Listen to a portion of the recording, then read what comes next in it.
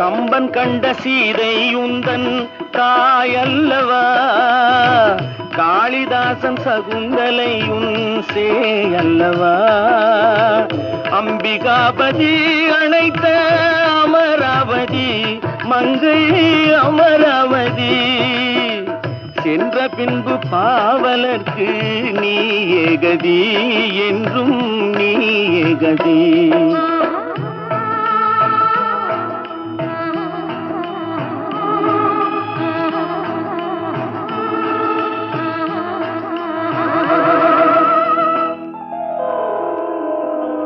கல்லெல்லாம் மாணிக்க கல்லாகுமா, கலையெல்லாம் கண்கள் சொல்லும் கலையாகுமா.